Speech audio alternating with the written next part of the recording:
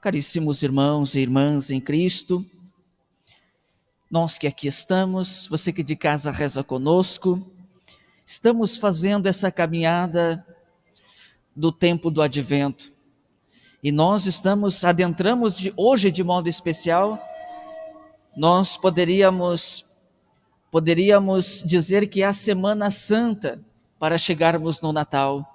Se para a Quaresma, para o Advento da Páscoa do Senhor, nós celebramos uma semana intensiva, no tempo do Natal também. Não se é tanto falado, mas é um convite expressivo para que lembremos, é Deus agindo na nossa história, para que sejamos gratos por ela, gratos por Ele estar atuando, agindo e fazendo de nós protagonistas da história. Então é o convite, quando nós nos situarmos nesse contexto de Deus que vem, nós vamos entender o contexto do Evangelho.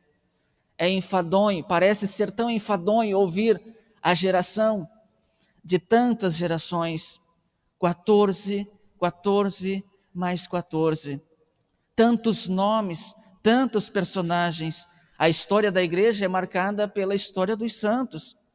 Não só, no Evangelho nós ouvíamos a narração de quantas gerações, marcada por uma história de virtude, de pecado, de maldade, de graça e de bênção, porque essa é a nossa história. Nós somos esse misto de virtude e de miséria. E nela permitamos Deus agir. Tanto que a liturgia de hoje, as leituras todas acenam para isso. Toda a celebração ouvimos Deus falando, é a história sagrada. Não é para fazermos memória, mais do que isso, é deixarmos a palavra entrar no nosso coração para que a minha história seja também uma história sagrada, seja uma história onde Deus faça parte, onde Deus seja o grande protagonista, onde Deus venha para completar. Quando o autor sagrado assim menciona, falando de tantos nomes, tantas gerações, ele fala para um público específico. Ele fala para os judeus, ele escreve para os judeus. E para os judeus, se não falar de Moisés, se não falar de Davi, não tem credenciais. Por isso ele começa falando. A história começa em Abraão, vai passando por um crescente até chegar em Davi, passa por Davi, enfrenta a escuridão do exílio, mas contempla a luz do Cristo, luz verdadeira, para mostrar quem vai completar a história nossa. É a presença do Cristo, é Ele que vem ser a cereja do bolo, podemos dizer assim, para planificar, para completar essa história de tropeço, de virtude, de queda, de bênção, com o advento dele. E o Natal é esse sinal, é Ele que vem para completar, para planificar uma caminhada, para ser bênção na minha história, na nossa história. Então, se a minha história, se a nossa hoje, não tiver a presença do Cristo, podemos ter uma garantia, ela não será completa, ela não será planificada, se não for com essa presença bonita. O 7 para nós tem um símbolo bonito, 7 para nós é totalidade, é completude. E qual a geração?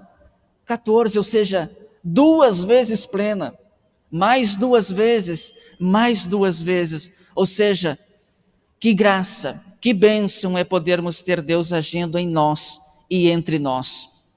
A primeira leitura do profeta Isaías, do livro do Gênesis, também vai mencionar, fala das tribos.